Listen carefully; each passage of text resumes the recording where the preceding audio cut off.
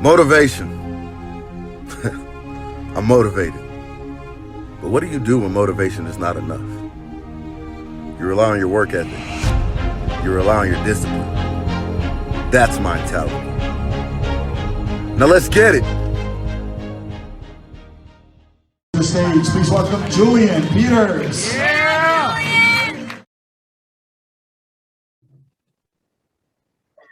What's going on, everybody? This is Julian back with my Mentality podcast. For those listening, welcome back to my voice. For those watching, say hello to my beautiful face. Hope you guys are having a good day today. My guest today is Mr. Demarcus Harris. How's it going? What's up, folks? What's up? Ju, I'm doing all right, man. How about you today? I'm all right, man. Just finished cardio and grocery shopping. Yeah, bless you. I'm done on cardio for a little bit. Oh, yeah. I did see that post. It's time to enjoy life a little bit, right? Man, I'm trying to get out, date, all of that. I feel you. So let's talk about your background first, because I didn't know this until I talked to Ryan, but you went to UT? I did, man. So what made you make that horrible decision? Oh, bless y'all. Bless y'all. Born and raised in Dallas, man. I went to Kimball High School here. Okay. Ran track at Kimball, graduated, valedictorian in my class, all that fun, smart, athletic crap. I went to UT in 2003. So I made the decision to go to UT kind of over a few other schools. My mom was sick at the time. So in my mind, I needed to be close because I was the only person that could, kind of take care of her and all that. Hindsight's different, but at that time, that's where my focus was. Went to UT in 2003, ran track there, met some amazing people, man. Graduated in 2008, took me a little bit longer than most people. After that, I kind of bounced all over, bro. I was in property management at the time because, I wasn't an Olympian or anything like that. So short-lived track career, started bouncing around. I lived in Phoenix for a bit, San Diego for a bit, Chicago for a bit. Then went back to Austin, moved to Fort Worth instead of coming back to Dallas. And then finally I decided to, land and plant my feet back in Dallas. And I've been back in Dallas now for about 7 or 8 years. Oh, yeah. Okay. So it's for small world. So I'm from Oklahoma.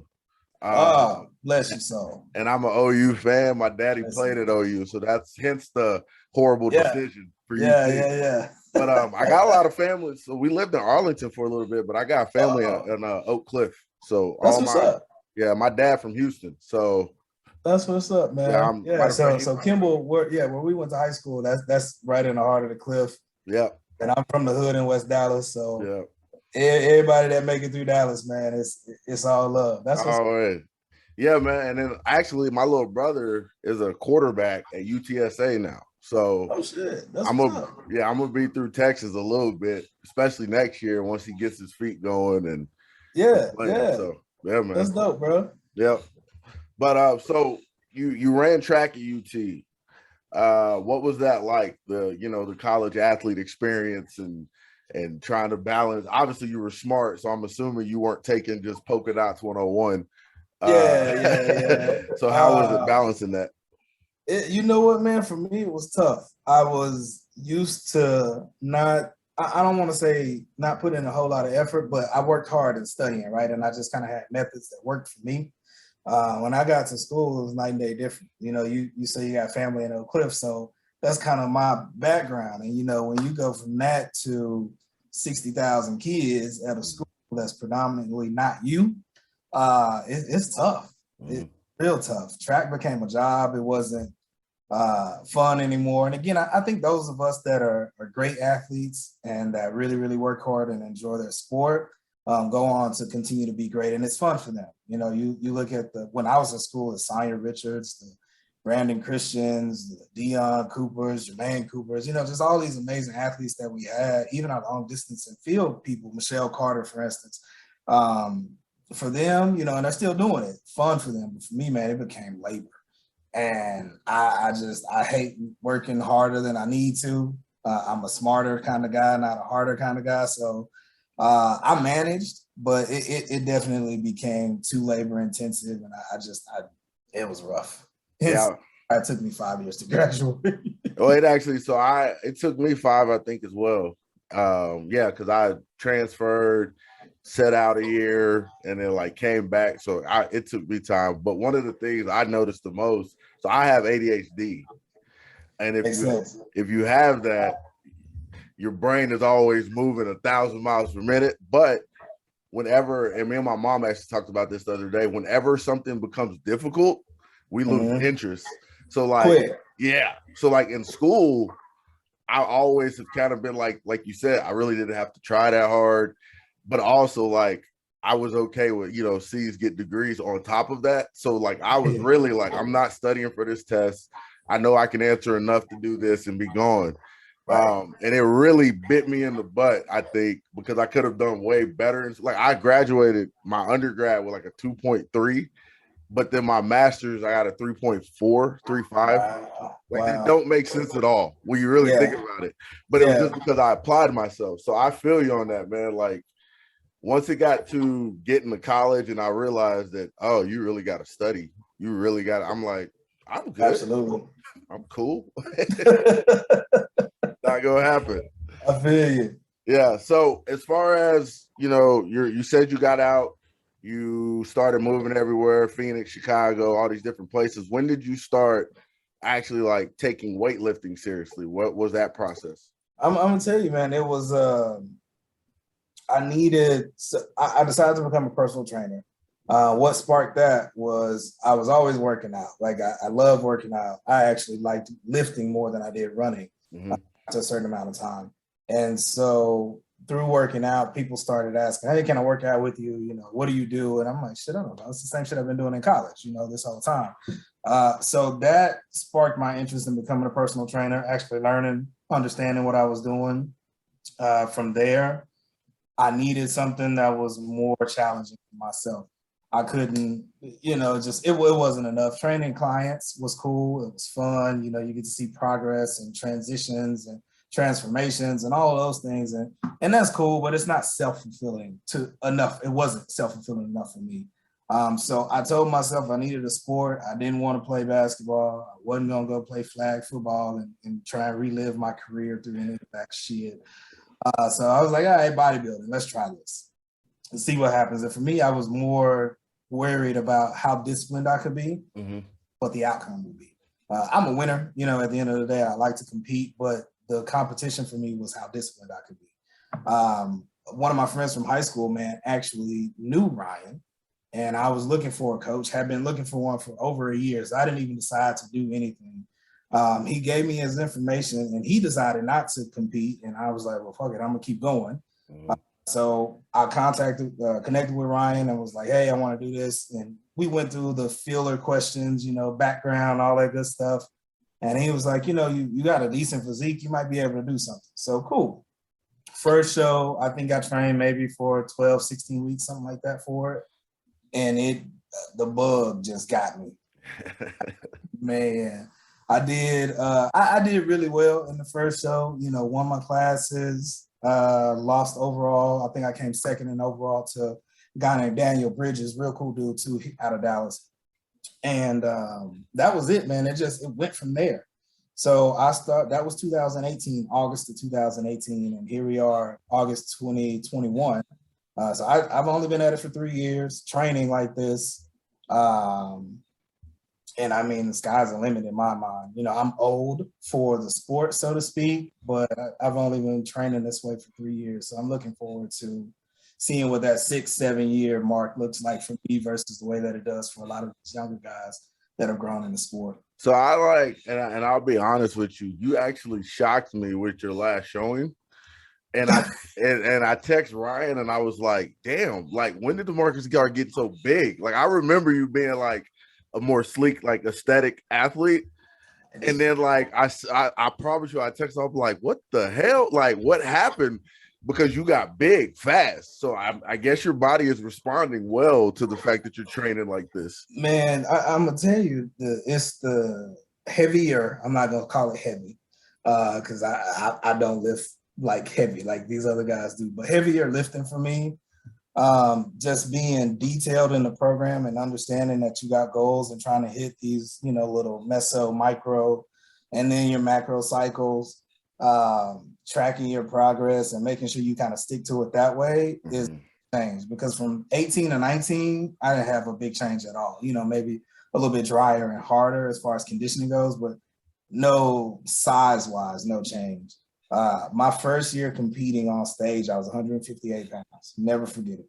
Right. Then this year, 178 was what we were on stage. So 20 pounds within 3 years of stage weight, which, for me is a ton. And I still, constant feedback from judges is you need to get bigger, you need to get bigger, you need to get bigger. So I'm gonna stick to the plan and see if I can put on another 12 to 15 over the next 2 years. Yeah. And, see what that puts me.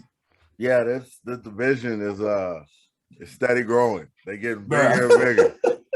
Yeah, bigger and bigger. And like I talked to Ryan and like I need to get back. So I'm working on that.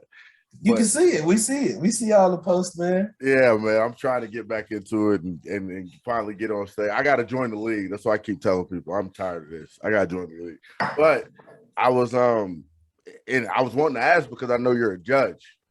Now, which is a great accomplishment in itself. That ain't that's a prestigious thing to be a part of, especially in Texas, of all places. But like, where do you see our division going? Because it seems like, and I think you weren't there when we had the seminar the second day when Sandy came and talked to us.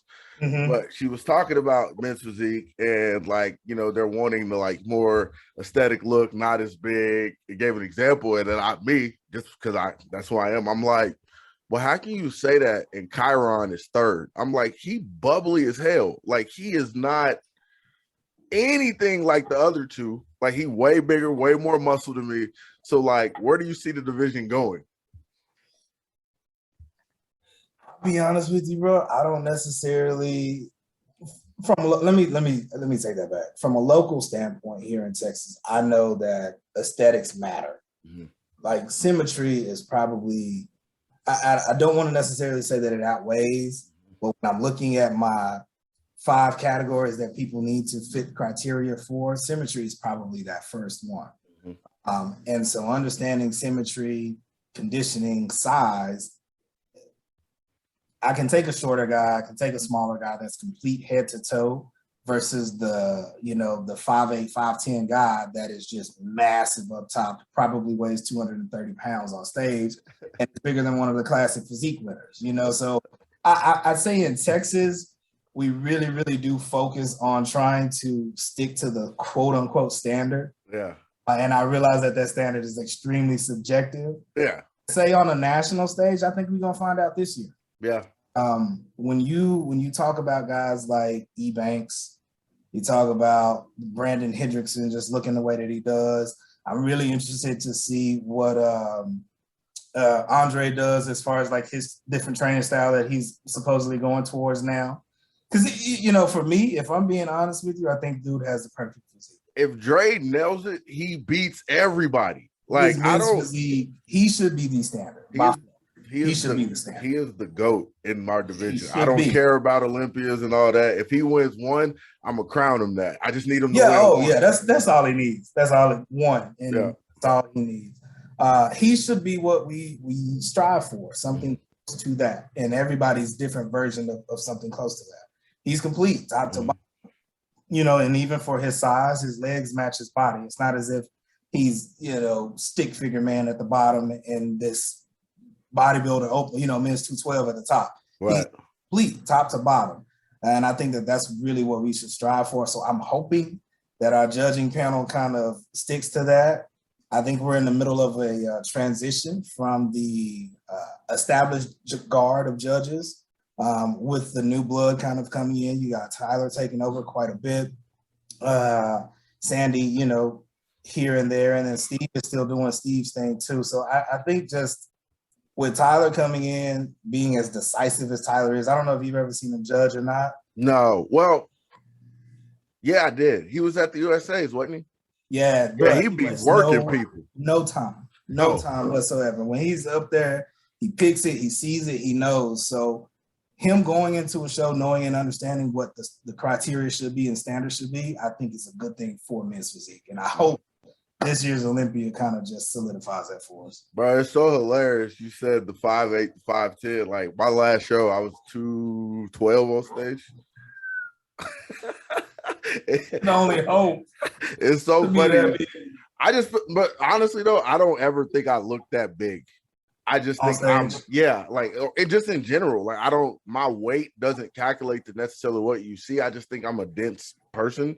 Like I'll be 225, 230. I'll start having chest vein striations and stuff, but I don't think I look like a bodybuilder that's 225, 230. You know what I'm saying?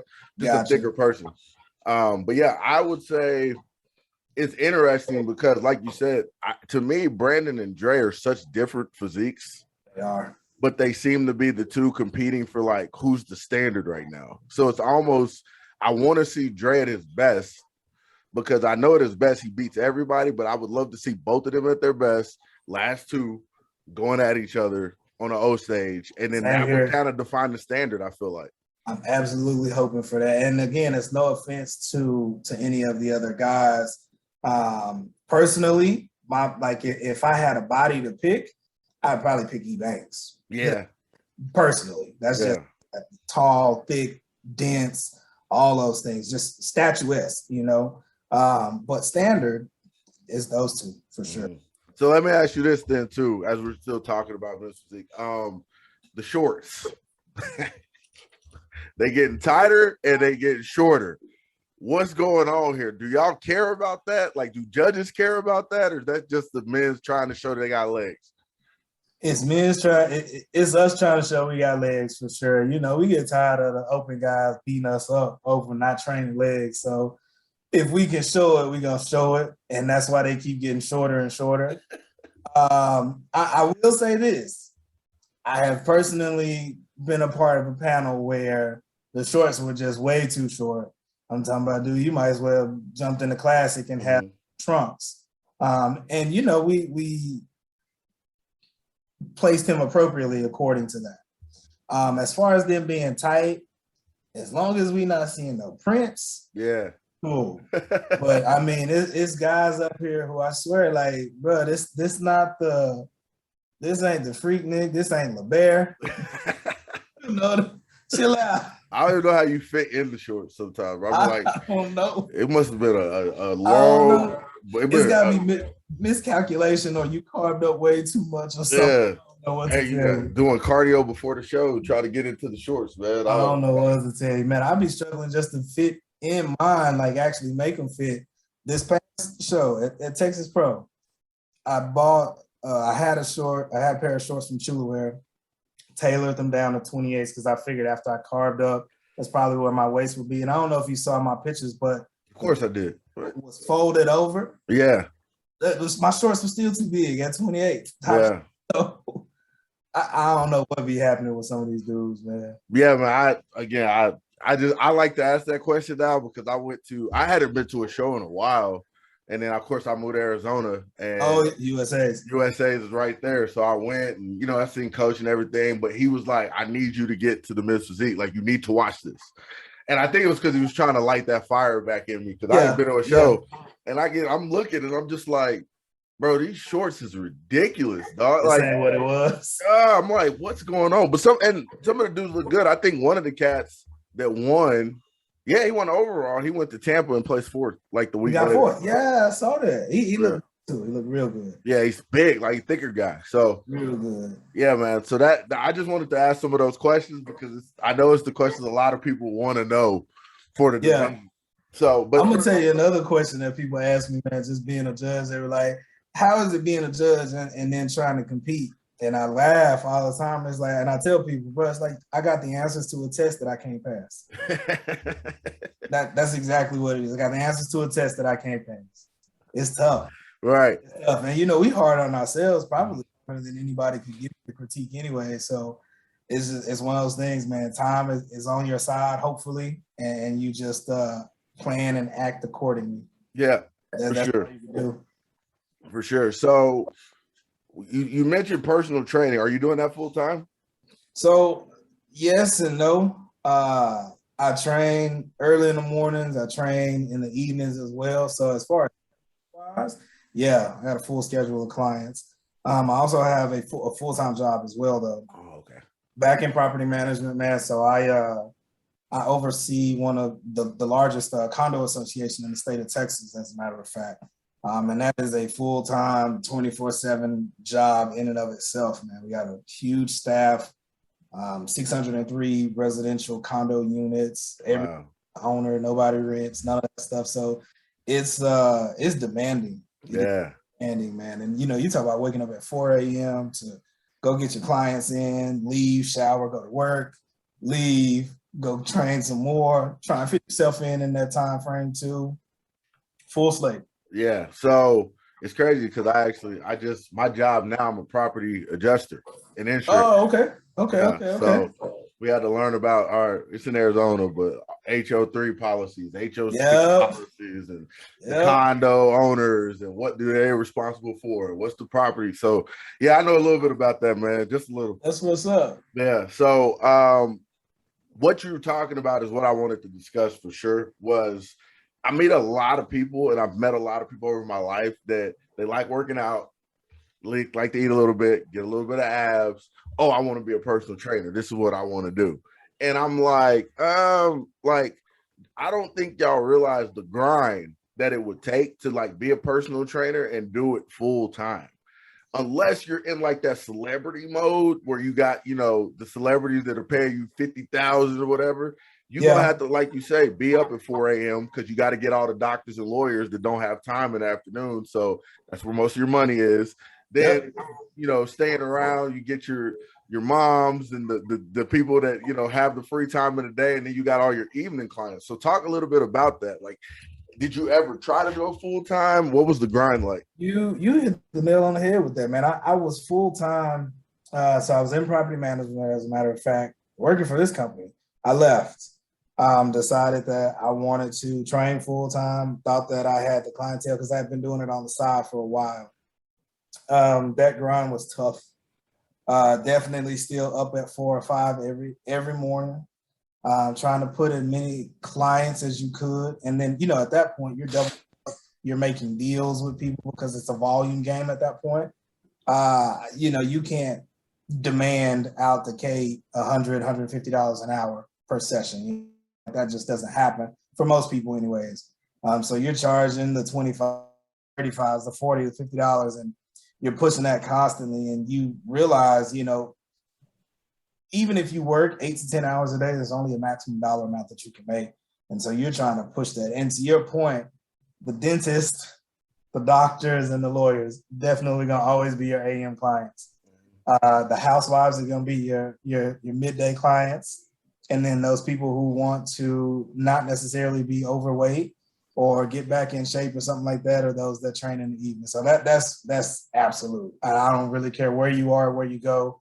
Probably gonna always be the case. Yeah. Yeah. And then I finally realized, the faster I could get out of the gym, the more earning potential that I had. Took me 3 years, because I think I did that for 3 years, then moved into a spot. I was at that spot for about 5 years, 4 or 5 years. So 8 years total, kind of, running through that, man. And just, you realize the faster you get out of the gym, the more earning potential you got. Because at that point you can, I don't want to necessarily say it's the same as coaching with competitors, but in essence, you're an online trainer. And this was before online training got popular.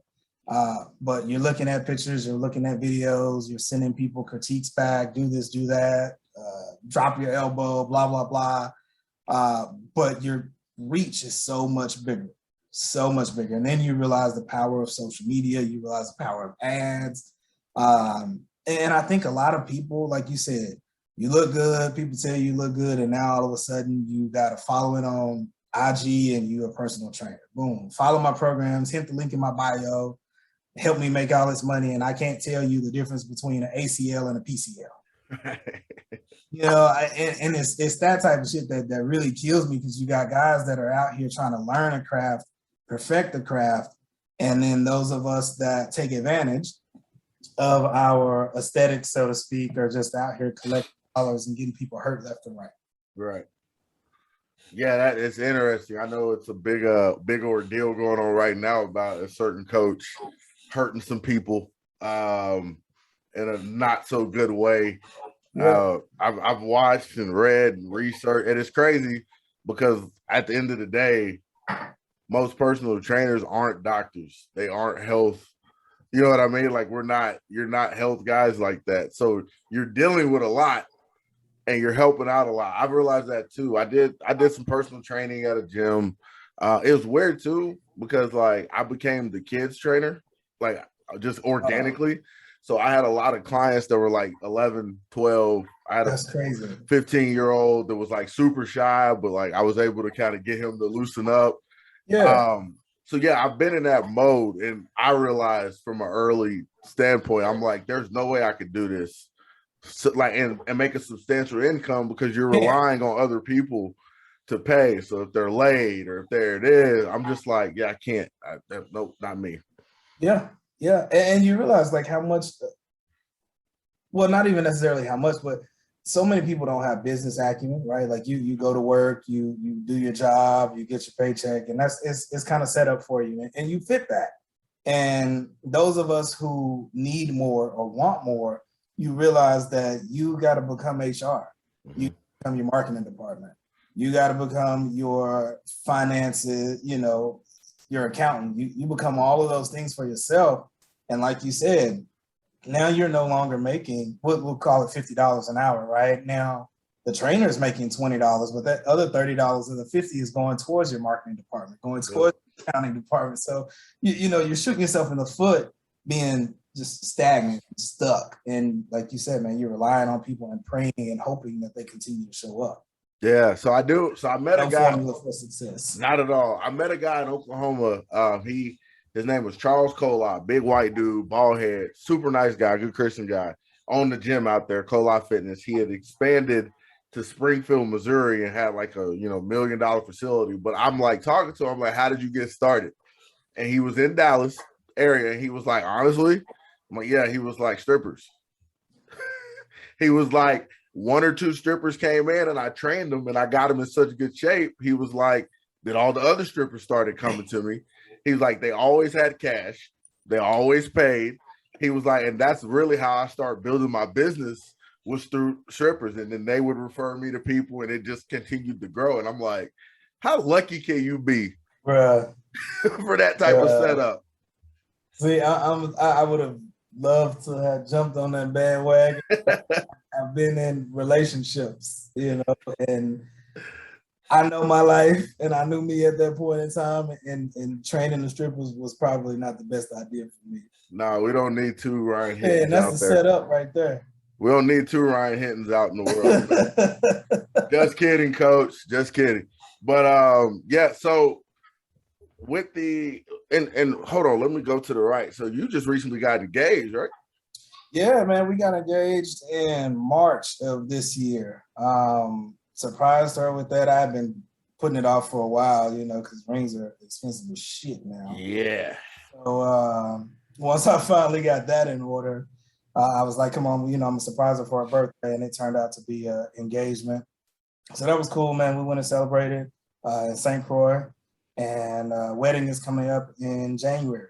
Awesome, man. Congrats on that. Appreciate it. It's a big step, but yeah, I always love seeing love do well, man. So congrats on that. Appreciate it. So with the personal training, going back into that, what would be your advice to somebody who wants to start personal training? What would some of the gems I guess you would give that person?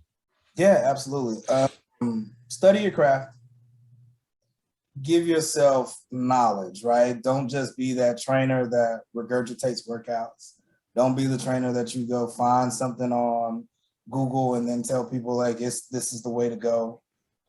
Educate yourself, learn and understand the body. Take time to continue to, like, once you get your certification, keep going. Like, don't stop there. Because I think that the more that we can provide value to people through training, the more people see you as valuable.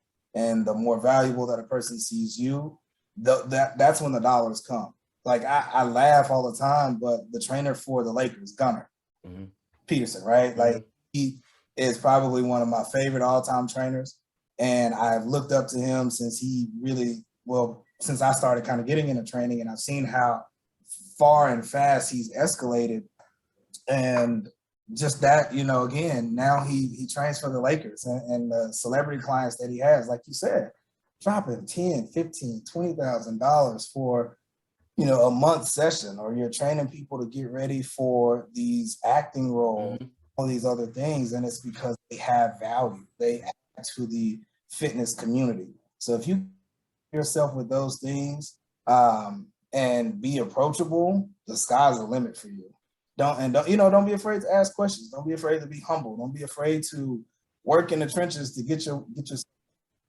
It's not as glorious as it seems for most of us. And model yourself after somebody that you admire and figure out how they got to that point. Like you said, you asked the guy from Oklahoma how he got there. And again, it's as simple as going after a stripper and saying, hey, let me train you. Yeah.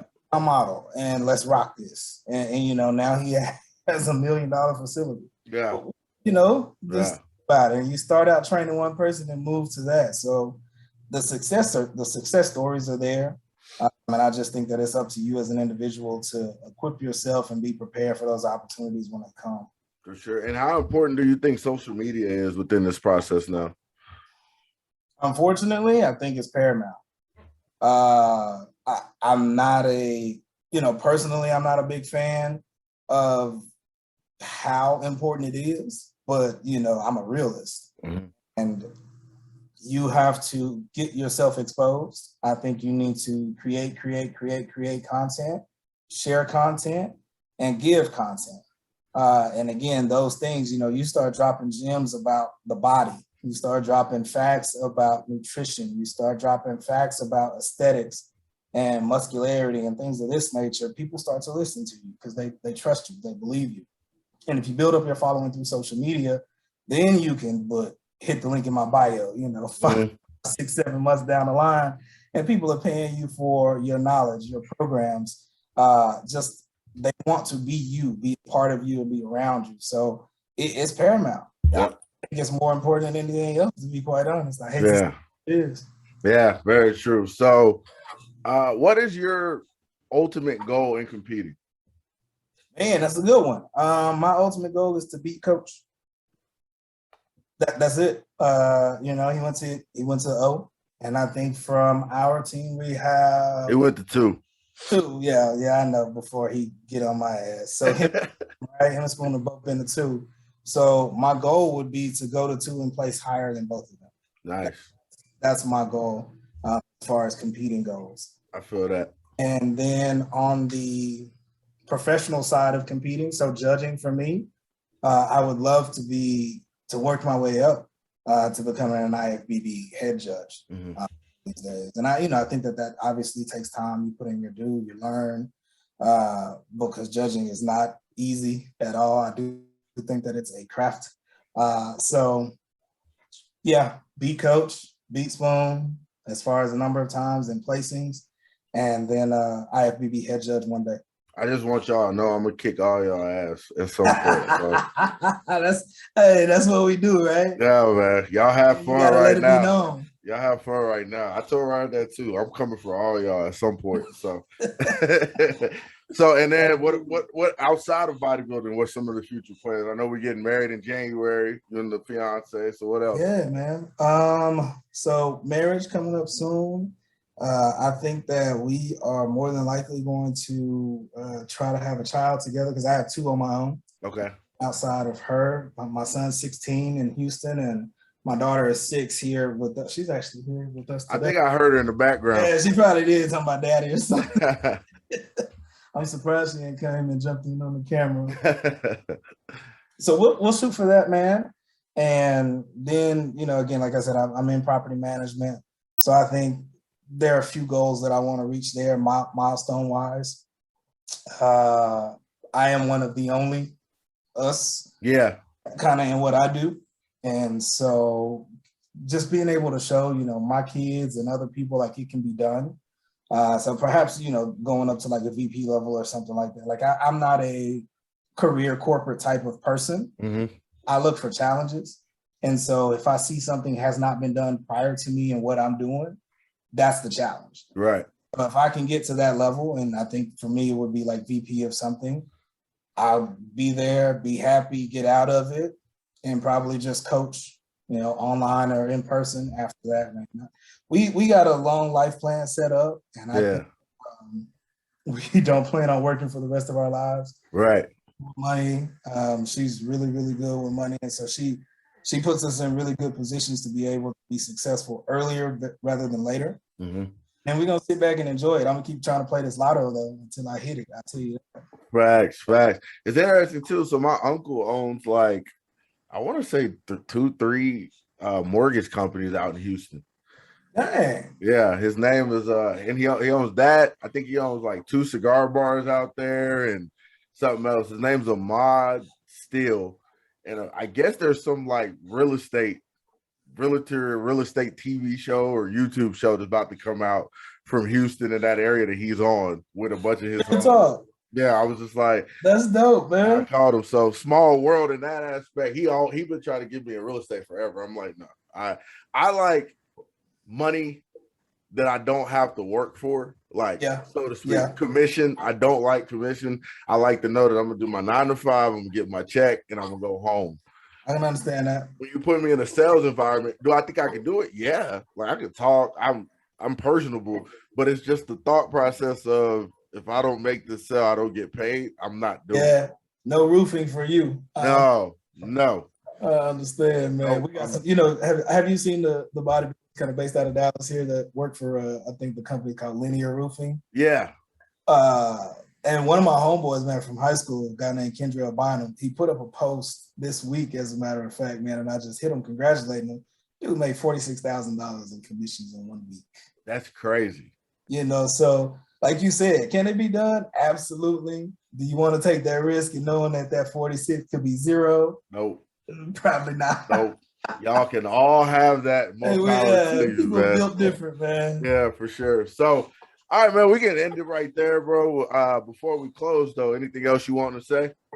Man, I appreciate what you're doing right now. These interviews that you're doing have been dope. I love the platform. Keep rocking to you. I promise you it's going to grow and grow and grow. Like you said, I think you posted it on IG the other day. You put out content, and people are going to flock to you because they like you and enjoy what you do. So my encouragement to you, keep rocking it. This is awesome. I appreciate you giving us a platform to sit and talk. And then, just from my family to everybody out there that's paying attention, man, we appreciate the love and support. We're going to go into hiding for about a year. Hopefully we come out bigger and better. So sure. Catch up that fast. We got to keep you in the back for a little. For sure. Well, for everybody listening, I will put his information in the description. And same thing for everybody watching. Link to the website if you're looking for personal training, online training, IG, so you can go follow and support. For those listening again, you had a great time of listening to our voices. And for those watching, you got to see 2 beautiful faces, 2 black melanin beautiful faces. Actually, we'll get that right. So y'all have a great rest of the day. Thanks for listening.